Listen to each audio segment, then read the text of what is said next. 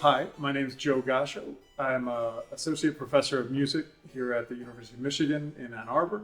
Also the director of the Stearns Collection of musical instruments. And the collection began as a part of a gift from Frederick Stearns about 125 years ago. He initially gave about 800 instruments, and over the decades that has grown to over 3,000 instruments. Some of the instruments are very fragile and very rare, and we essentially never play them. We might have scholars or researchers study them, but many of the instruments actually we may commission. For example, this harpsichord that will be used actually in the Detroit Opera production in a couple weeks. This was built probably around 1980. It's a copy of an instrument that would have been built around 1720, but we have these kind of instruments as well, so musicians and audiences can get to experience the feel and the sound of those things, whereas the original antique would be incredibly valuable. Unlikely we'd want to move it, very often to be played, but this gives us the chance for people to understand that. And then at certain times we do, for example, this harpsichord here, which I'm not sure if it's in the screen, but this is an English harpsichord actually from 1770, made in London. And so that's one that we don't use in public performances as much, but that's an amazing chance for people to hear the difference between a copy and the real thing. And so depending kind of on the projects, we try to make these things available as appropriately as possible. And it's certainly not only European instruments like these harpsichords. We are one of the most kind of geographically and I guess chronologically diverse collections in the country. We have instruments from all over the world and millennia, and so we probably supply over 100 instruments a year to students and faculty to play in especially Indonesian, Chinese, European, African ensembles.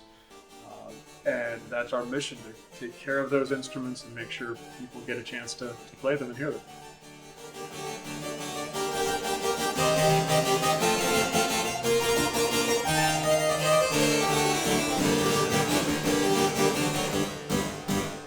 So the harpsichord was an important part of most Baroque music.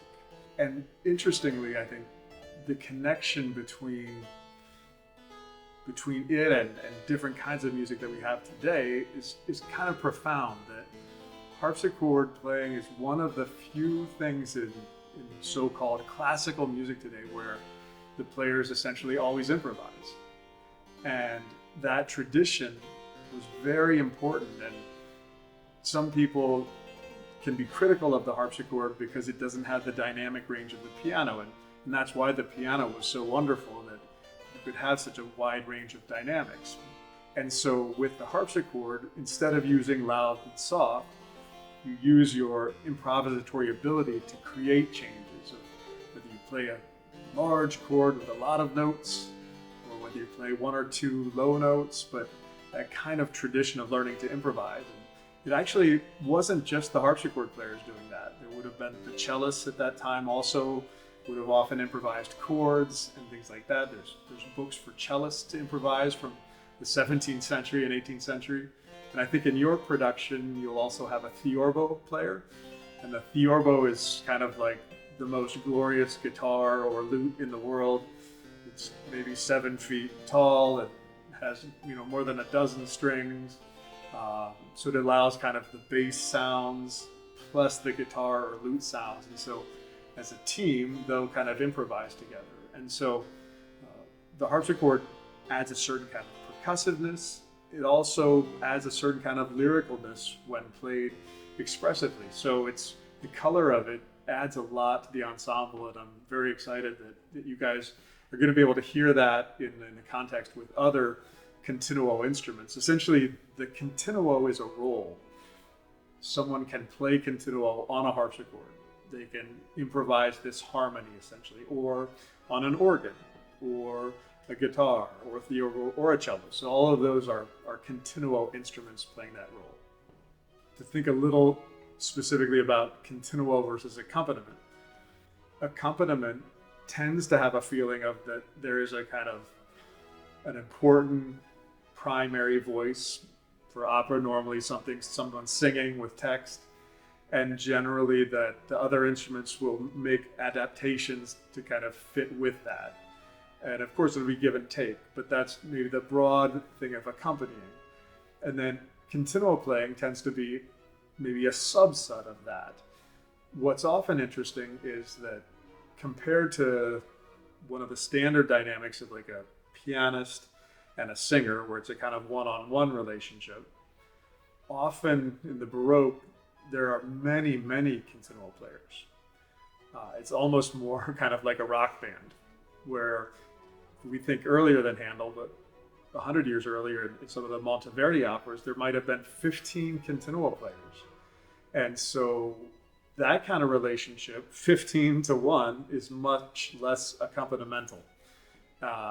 And it tends to be, again, kind of like a pop group, that those continuo players kind of lay down a groove that has kind of a wonderful pulse and flexible, but it's a different kind of relationship. So all of these accompanying collaborative relationships kind of shift, but especially in this case where you are free to change the notes, to add notes, that makes it an even more dynamic relationship. One of the other things that a lot of people don't often get to hear is the live harpsichord sound. And it is a little more pointed and a little less sustained than the piano is one of the primary things. And the other thing is harpsichords probably weren't meant normally for halls maybe as large as an opera hall. Or in a case like this, I think if this production had occurred several hundred years ago, my guess is they might have had 3 or 4 harpsichords, and maybe not just in the middle, but kind of spread out across the stage. They could give us more stereo effect. Again, it was more a concept of a role rather than a single instrument. So since the harpsichord has this kind of more pointed sound and doesn't last as long, we use a totally different set of essentially tricks to make the playing kind of engaging and dynamic. And this is where, since we are improvising, we're not tied down to written notes. So let's say the orchestra decides, or the conductor or some musical force takes them to make a big crescendo. As the continuo player on the harpsichord, I'll start suddenly playing more notes. Instead of just 3 or 4 at a time, I might play 7 or 8 at a time. And I might begin to play faster notes, 16th notes instead of 8th notes. And so the kind of adjustments that a harpsichord player makes is not so much to play loud and soft, but to actually change the notes that you're playing to adapt to the musical circumstances. And it takes a certain kind of musical brain to enjoy that kind of thing. You probably have to have a little bit of a pop musician or a jazz musician to enjoy that. But to me, it is a kind of really neat nexus of musical traditions that don't often come together, of, in a certain sense, very composed, very worked out music, and at the same time, a few people in the group that are totally making it up. The other thing that relates to this is Handel himself. So almost all these productions, he would have led from the harpsichord. And that would have been some combination of giving some cues occasionally, sometimes only playing and kind of keeping his ears and eyes on things, but he would have essentially been kind of one of the leading improvisers, leading from the harpsichord. This was a tradition for many, many years, and we have stories, there's many stories at this time of the great improvisers and composers that are now known as composers. During their lifetimes were actually known as improvisers. Handel would have been one of these. Maybe even more well-known would have been Johann Sebastian Bach and Beethoven, all known for their improvising. But the improvising, since it was never recorded, doesn't last, right? So we have their compositions, but in a certain way, we don't have the true spirit of what they did as improvisers.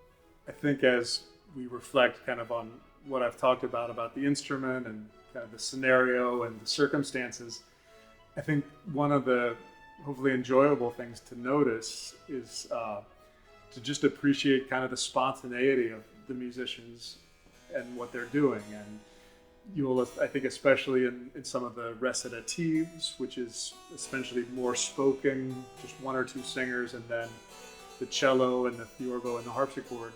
In those kind of very adaptive situations, it is not necessarily as lush. The whole orchestra isn't playing. It's a very different kind of music, but in some ways, the most choices on the spot are happening at those times.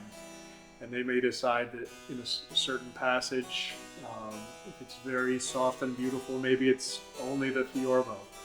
And so they may be actually making those decisions on the spur of the moment. And I think to notice that kind of art and notice the levels of engagement between the musicians, especially when they might be 50 feet apart from each other, that's really fun. And to notice, if you have the luck to go to more than one performance, my guess is those are the kind of things that won't be the same from night to night necessarily. To pay attention to what they're doing and to think that each of those players is essentially not just trying to achieve some certain correct notes, but they have a lot of choices and they're trying to adapt to the singer and what was sung to her 5 minutes ago and how she feels.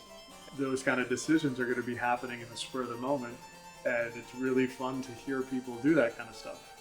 And these are all amazing professional musicians, and you're unlikely to ever hear any mistakes, but they will always kind of be at the edge of possibly doing it to take some risks. And so that's a really fun thing to know as well, is that even people who have spent 10,000 hours practicing in this kind of situation, they're always going to be taking tiny little risks to make it more beautiful or more frightening or more angry. And that's a really kind of engaging thing to listen to.